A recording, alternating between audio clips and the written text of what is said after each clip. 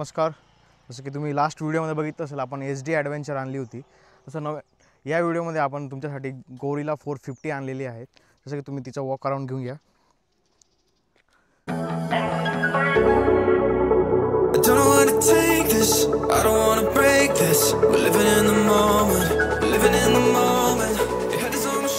त्याच्यामध्ये आपल्याला 452 सीसीचं इंजिन भेटतं. आपल्याला 39 न्यूटन मीटरचा टॉर्क भेटतो. आपल्याला 8000 RPMला क्लिक होतो आणि आपला जो BHP मॅक्स 5000 RPM वरती क्लिक होतो तो.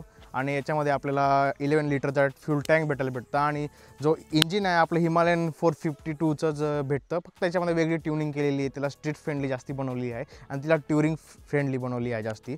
आणि हिचं आता टेलिस्कोपिक फोक्स आहेत आणि मागचा जो आहे मोनोशॉक ऑब्झर्वर आहे. आणि पुढचा जो सस्पेन्शन आहे तो आपला शोवाचा भेटून जातो. म्हणजे तुमचा जो समजून घ्या USD बरोबरचेच भेटून जातं आपल्याला तुम्हाला. म्हणजे अपसाईड डाऊन फोक्स सारखेच पण बेटर क्वालिटीची. आणि जो ब्रेक कॅलिपर्स तुम्हाला भेटतात मागे पुढे बायब्रेचेस भेटतात आणि टॉप नॉच आहे लागतं तुम्हाला. जसं की राईड रिव्ह्यू देणार त्याच्यामध्ये बघून घ्या तुम्ही. हा माझा फर्स्ट इम्प्रेशन फक्त बाईकबद्दल. सीट हाईटबद्दल बोलून घेऊ. 780 mm आपल्याला सीट हाईट भेटतं आणि 169 mm ग्राउंड क्लिअरन्स भेटतो. माझी हाईट 5'5" आहे. पाय एकदम भारी पुरतं आहे. एक पाय वरती एक पाय खाली आणि दोघी पायसुद्धा म्हणजे थोडंफार 19-20 होतं, जास्ती नाही होत बट बरे. आणि हिचं 185 kgची बाईक आहे जी तुम्हाला फक्त उचलताना किंवा सिटी राईडमध्ये तेव्हा जो प्रॉब्लेम येईल. फील होत नाही की हेवी बाईक चालवतो आहे असं. बस जेव्हा सिटीमध्ये सिटिंग पोश्चर वगैरे बी एकदम कम्फर्टेबल आहे. एकदम म्हणजे भरपूर कम्फर्टेबल आहे. तुम्हाला अपराईट भेटून जातं. तुम्हाला जास्ती खाली बी नाही जास्ती वरती बी नाही. एकदम चेस्टच्या लेवलचं आहे. म्हणजे तुम्ही याच्यावर टुरिंग वगैरे एकदम परफेक्टली करू शकतात. काही इश्यू येणार नाही तुम्हाला. बस हिचा एकच ड्रॉबॅक आहे दुसरा काही नाही की जे मिरर्स आहेत ते हाय स्पीडला इतके स्टेबल राहत नाही. खूप व्हायब्रेट होतात. बट दुसरा काही इश्यू नाही. फक्त एवढं आहे की तो सिटीमध्ये तुम्ही विचारत असेल एनफील्ड आहे तर हिटिंगचा इश्यू कसा आहे. तर हिटिंगचा इश्यू ऑब्व्हियसली राहणार आहे. 450cc तुम्ही सिटीमध्ये चालवणार आहे तर ऑब्व्हियसली हिट तर होणारच आहे. पण हायवे टूर्सला किंवा कुठे तुम्ही एकदम कॉन्स्टंट स्पीडमध्ये चालला आहे तिथे हिटिंगचा इश्यू येत नाही. बिकॉज हा जो 450cc आपलं हिमालयनचं इंजिन याला दिलेलं आहे. लिक्विड कूल आहे त्यामुळे काही एवढं फील होत नाही. बट बाईक आहेत तगडी. आता पुढच्या सेक्शनबद्दल जाऊ बरं. लायटिंगबद्दल जो हिमालयनचा डिझाईन आहे तो इंडिकेटरमध्येच टेल लाईट इंटिग्रेटेड करतात. तो जे तिथे बघायला भेटतो आहे आपल्याला. आणि मागे तुम्हाला एकदम सुंदरसा असा रिफ्लेक्टर बघायला भेटतो आणि इथे तुमच्या नंबर प्लेटसाठी लाईटसुद्धा आहे. आणि तुम्हाला इथे साडी गार्डसुद्धा आहे. आणि पुढच्या लाईटबद्दल बोलूया तर पुढेसुद्धा ऑल LED सेटअप भेटतात तुम्हाला. चालू करून दाखवून देतो बरं. पुढचा हे ऑल LED सेटअप भेटतं. इंडिकेटर बी तुम्हाला LEDच भेटतं याच्यामध्ये. आणि आता बोलायला गेलो तर आपण मीटरबद्दल बोलूया. मीटरच्याबद्दल बोलायचं काय, हिमालयनचं नवीन जे मीटर आहे ते इथे तुम्हाला बघायला भेटतं. आणि इथे side stand, cut off, gear position indicator, fuel gauge किती आहे, RPM वगैरे तुम्हाला जे हिमालयनमध्ये जे मीटर आहे ते इथे स्टँड बाय करतं आहे. आणि याच्यामध्ये नेव्हिगेशन, ब्लूटूथ कनेक्टिव्हिटी, जितका काय इन्फॉर्मेशन तुम्हाला हवं आहे, odometer, tachometer, distance to EMT, odometer, ABS वगैरे सर्व काही इन्फॉर्मेशन इथे बघायला भेटते तुम्हाला. इंजिन ओव्हरहीट झालं आहे की नाही, बाईक ओव्हरहीट झाली आहे की नाही, ते सर्व काय आहे. अजून याच्यामध्ये एक फ्युचर आहे की ऑटो लाईट डिटेक्शन.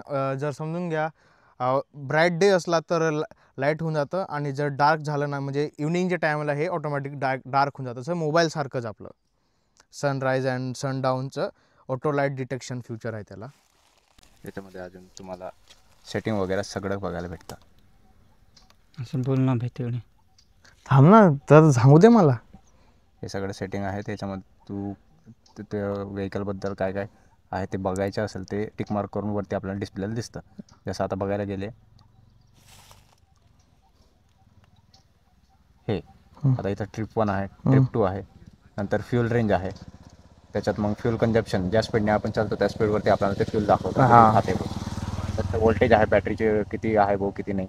त्यानंतर सर्व्हिस ओव्हरड्यू पण दाखवतं. इंजिन टेम्परेचर हे सगळ्या गोष्टी याच्यात बघायला. आणि राहिलं मग मोड.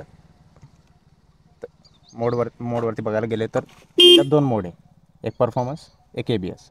दोघी मोड आपण सिलेक्ट करू शकतो. फक्त क्लच दाबून ठेवावं लागतं चालताना पण. हां आणि याच्यामध्ये पण आपल्या ज्या डिस्प्लेचे ज्या थीम चेंज करायचं असेल तर फक्त मोड बटन दाबून ठेवायचं, त्याच्याने थीम चेंज होऊन जातो. याच्यात 2च थीम आहेत, एक हा वाला रायडिंगवाला आणि एक आहे आपला ॲनालॉगवाला. याच्यामध्ये पण सेम तसंच आहे, फक्त काहीच फरक नाही.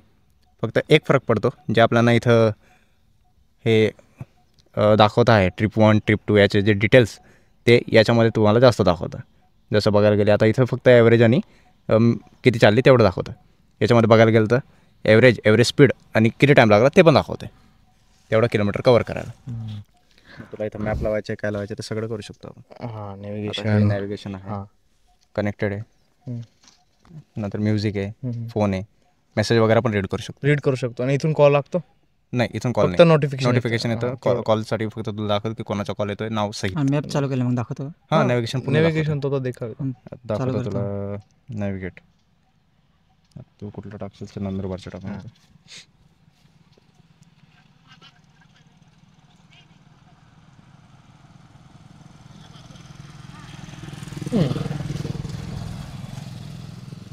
फुल मॅप येतो, जसं रूट आहे तसं. म्हणजे आपल्याला जो मोबाईलमध्ये बघायला भेटतो तोच इथे हुबहूब बघायला भेटतो.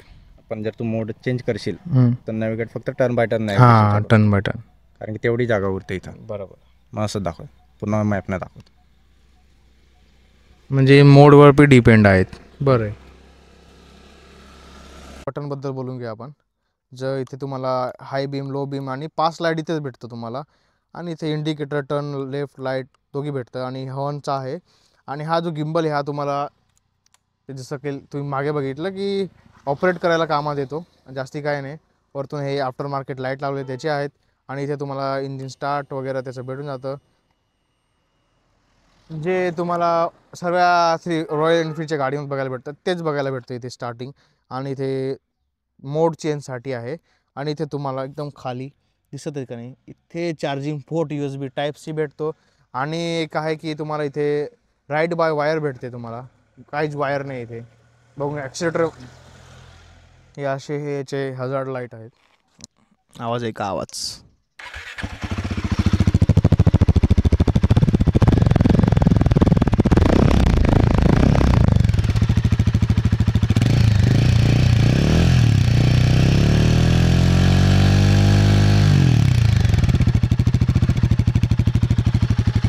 फुलसुद्धा इन्क्लुडेड भेटतात रॉयल एनफिल्डची रॉयल्टी. हे बघून घ्या, मध्ये सीटमध्ये ॲडजस्ट होऊन जातं एकदम भारी. एकदम बढिया, एकदम. आणि प्रीमियम क्वालिटीचे, असं बी नाही की बस चिपकून दिलेले, प्रीमियम क्वालिटी फील येतात पाऊचमध्ये सुद्धा. मित्रांनो, जर तुम्हाला हा व्हिडिओ आवडला असेल तर लाईक, सबस्क्राईब, कमेंट आणि करून द्या. कशी वाटलं तुम्हाला बाईकचा रिव्ह्यू? जर तुम्हाला घ्यायची असेल तर नक्की घ्या. प्राईस पॉईंट तुम्हाला परफेक्ट भेटत असेल. ही जाते ऑन रोड, तुम्हाला ही बाईक ऑन रोड 3,27,000 पर्यंत जाते ऑन रोड. धुळेचं सांगतोय, महाराष्ट्र धुळेचं. तुमच्या इथे वेगळं असेल ते बघून घ्यायचं तुमच्या हिशोबाने. चला भेटूया नवीन व्हिडिओमध्ये. जेव्हा ही तुम्ही 4,000 RPMच्या वरती जाताना घेऊन, हे बघा हा जो पॉवर आहे ना, हा हा हा अशी टॉर्क आणि हेवी टॉर्क आहे आपलं, काय सांगतात, जो टॉर्क असतो ना तर हेवीली असा फील होतो, लिटरली फील होतो. आणि जेव्हा बाईक चालते तेव्हा इतकी हेवी वाटत नाही भाई.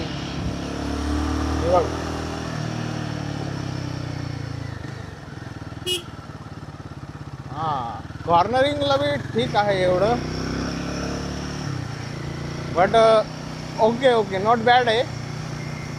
फन टू राईड सांगू शकतो भाई. हेवी बाईक आहे, 450cc फील होतो तुम्हाला. नॉट फॉर बिगिनर्स यार, लिटरली. एखादा बिगिनर रायडर राहील ना तो कंट्रोल नाही करू शकत बाईकला.